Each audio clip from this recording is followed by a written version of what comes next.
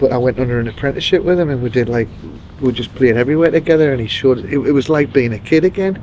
He showed us how to put my strings on. You know, when you meet somebody in your life who's got time for you, it's great. You know, people pretend to have time, but there's usually an agenda. With him, it was all day we'd be talking and playing together, and then talking to the early hours, and it was lovely. I had a great 8 years with him, you know.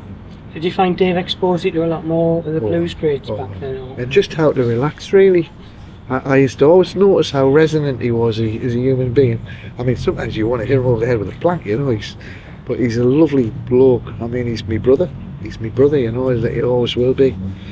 And he's also his awareness of lyrics, you know, the power of song, the beauty of song, folklore.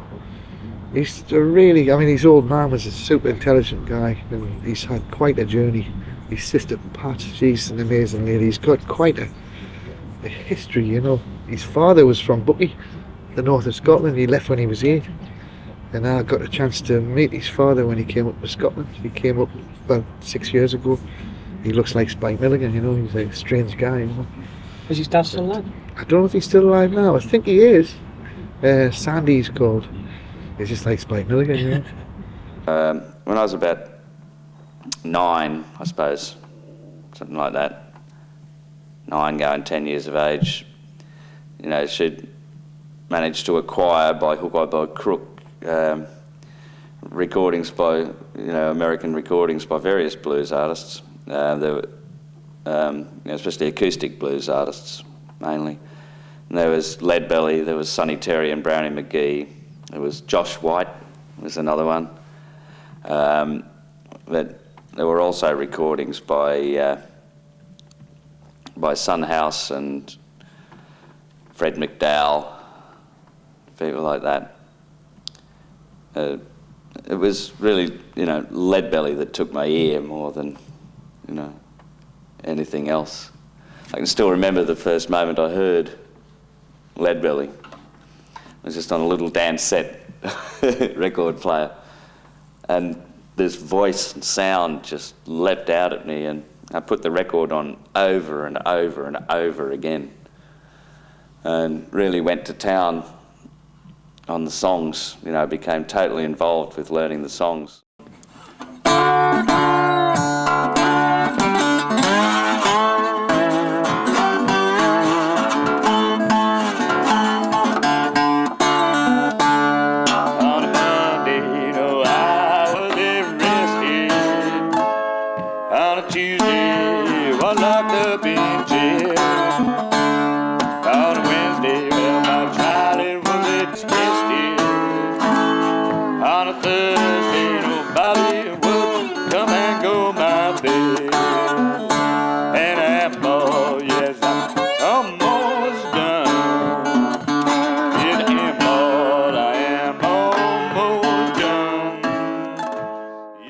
With the lads from Echo Productions here, I think it was my show, and Sean was talking about a tune called a Tribute to the late Rev Gary Davis, which is a little tune I was trying to learn to play ragtime in the early 80s, because Depeche Mode were out there and we had to do something to counteract that kind of so it was part of the counteract Depeche Mode movement of the 80s.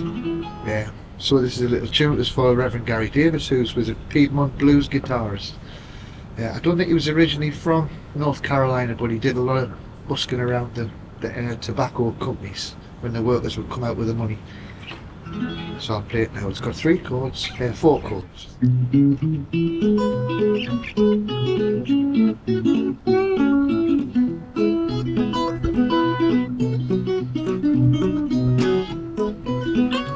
There's the cops.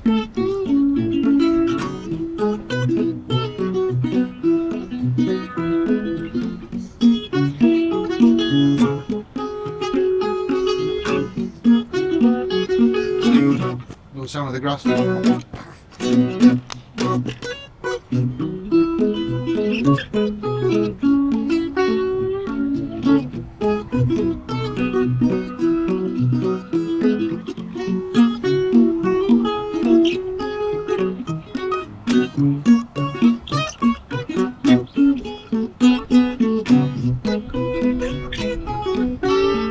There's the LSD.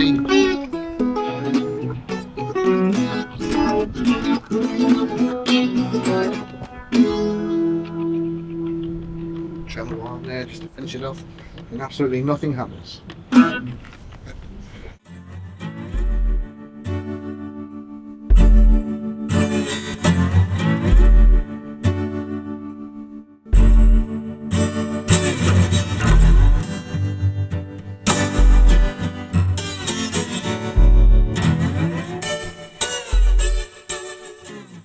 You know, I got to know Ray later on in life. I was a bit scared of Ray actually, because him and Mick Whittaker, they were like the mafia, you know. We were just young. Maybe spray bent or spice. Ah, and he looked like a killer, you know. I remember, like, say, in 1979 when I was in a punk band, and you'd see Ray Stubbs. He looked like he had the, you know, he looked like a Cuban gangster, you know. Him and Frankie Gibbon and Mick Whittaker, they were like terrifying, you know. But they were really special. That, I mean, they were heads really in our community, heads. And it was exciting getting to know Ray later on in life through Shippy. And I think Ray had a bit of a turnaround as well. I think somewhere on a spiritual level he was set free, because he was championing the blues a lot, and it sometimes you can get quite in it. And I think Ray it's like middle age. It's great when you start being a kid, and he started getting really curious of lots of things and being a bit more of a kid. Yeah. And I was glad to kind of meet him at that point. But I think he's a fantastic ambassador for the North East for blues and acoustic music. And I love his 12-string player. He's a fantastic guitarist, as much as he's a harmonica player, you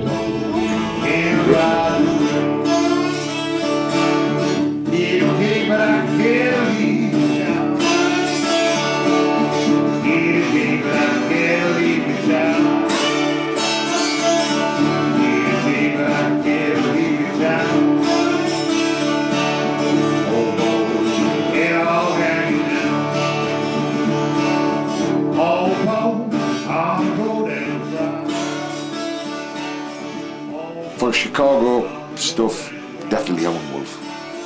Definitely. There's not a sound like it. There's nobody can copy it.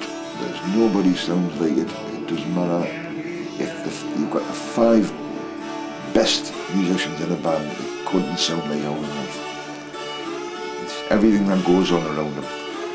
I mean, it was great when he used to use saxophones and that in his band. It for on a more. Oh yeah, saw him at the Club of Go-Go, and he was quite promiscuous with the women, and he used to dangle the microphone in his legs and between his legs and pretend it was someone else, you know. And but he was a big fella, and there was nobody could tell him not to do that. He was just big, and he wore big jackets as well. He looked twice the size, you know, the shoulders like that, you know. But I really enjoyed him, and he didn't have his full band with him. I think some of the Junkos were backing him actually. Yeah. They toured with him. Like. Yeah, and Sonny Boy Williamson I saw there. But my favourite for harmonica is Sonny Boy Williamson. This is Ray Miller, this is Sonny Boy II. My favourite acoustic player is probably Fred McDowell. But I also like Leadbelly. I like Leadbelly a lot because I think he's a real songster. Leadbelly wouldn't proclaim to play blues. He just plays popular music from his era, and it encompasses country, ballads, you know, hymns, all sorts. And I really like Leadbelly's singing and playing, and he was a completely underrated guitarist because he was phenomenal 12-string player.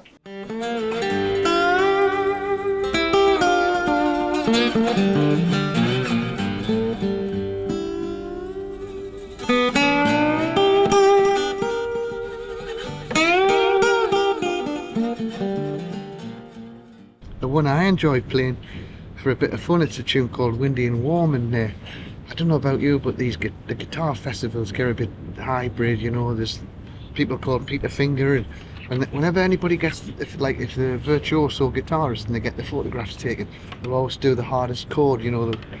It's so hard to have to use both hands to, but why can't they just do that, you know, like everybody else? So this is a bit of fun.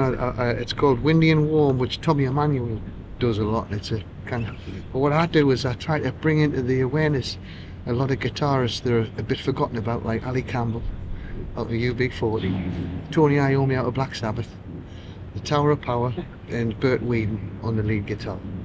So you'd have, if you're checking the register and you're at school and you go Campbell, you'll go present simple, and you bring Tony Iommi. So that's Tony Iommi and Ali Campbell playing the blues. And there's the Tower of Power.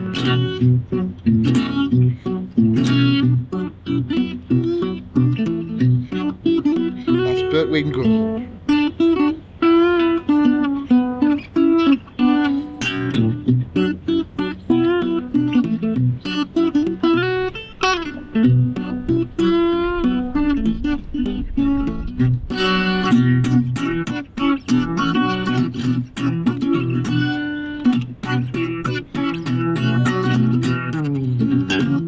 There's the man from Del Monte.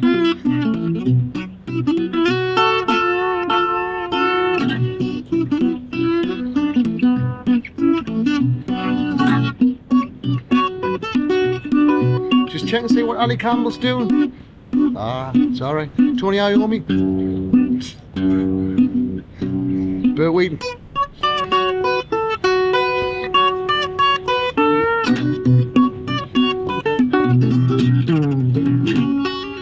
Sounds a bit like putting on the Ritz crackers.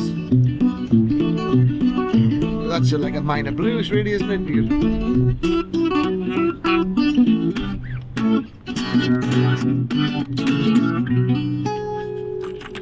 And absolutely nothing happens. I think the roots music, to me, they're bound to be important because they're looking back, they're trying to learn about the history of, you know, all different kinds of music and where it evolved from. So to me, they're cultivators, so they'll always be important. They're like what a rake is to a weedy garden, you know. They're passing on knowledge. They have the awareness to look back and not just think that their time zone is it. They've got the humility to look to where their perception comes from. So I think anybody who shows that awareness is intelligent. So I think there's always been people like that, like folklorists, or even punk. You know, when I was like a kind of a struggling punk, because I wasn't quite a proper punk because I was a bit scared of getting chinned. You know, I had one badge under there. But even then you would look back and I could kind of relate to the skiffle movement. Like as a young punk, I could look at Joe Brown and think, oh, that's kind of punk. You'd see old clips of skiffle in Britain and you'd think, oh, that's like a punk vibe. They've got the same energy, you know. There's a Jewish businessman in Newcastle called Maurice Summerfield. To some people he means an awful lot. His brothers were in the toy business. They had little factories and Maurice went the other way. He started dealing with guitars. He was a big jazz guitar fan, also a good guitarist as well. He's a friend of like Ivan Morantz and people like that. And he had a little factory. And a lot of really good musicians from this area. Some guys a bit before my generation, people like Wally McGill and Kevin Parsons. People, if you're into guitars in our town, you'd know these people, or be aware of these people. They all kind of came through Maurice's factory at one point or another, sent these guitars at work in his factory. And they had a big Ibanez type connection, either distributing Ibanez guitars or whatever. So George Benson, Scotty Moore would come. They were all friends of Maurice. And my cousin, when I was about 18, my cousin got a job working at Maurice's factory. He was like an apprentice. He was being taught by Wally McGill and Kevin Parsons how to set guitars. And he would come home and they would give Melinda some tablature, like it might be a Stephen Grossman tablature, a country blues thing, and of course me and him would be having with teas, and he'd say, he'd be telling us all about working at Maurice's, so it'd become a magical place for me. And I used to be, because I was like a carpet fitter, you know, and I used to get really excited, and he would bring this tablature home and he would teach me how to play. I learnt the Entertainer from him. So if he hadn't have been there, I wouldn't have learned how to play the Entertainer. I wouldn't have learned a bit of Rev Gary Davis. So a lot of that came, and I'd never met Maurice.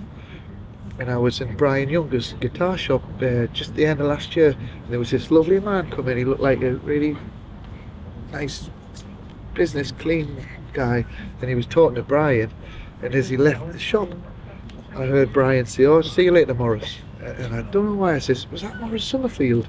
Because he's like kind of been aware of and he said, "Oh yeah." I said, "Oh, I probably only chance to meet him." I said, "I thought he might be dead now or something." But just little things like that. I never got to meet. I mean, he kind of smiled in the shop, but there was a few people. But you know, as a Jewish businessman, this is important to me. Getting my first curiosity towards trying to play blues, as much as you know, Mississippi John Hurt or blind, whoever's blind, and they reckon you've got to have a piece of fruit in your name, you've got to have a disability in a president's name, so Blind Lemon Jefferson's right on the case.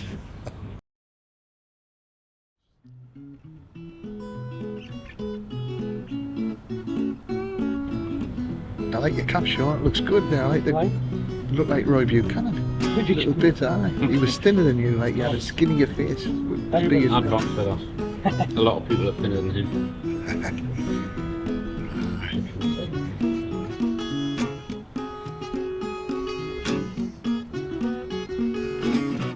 Sound of the grass.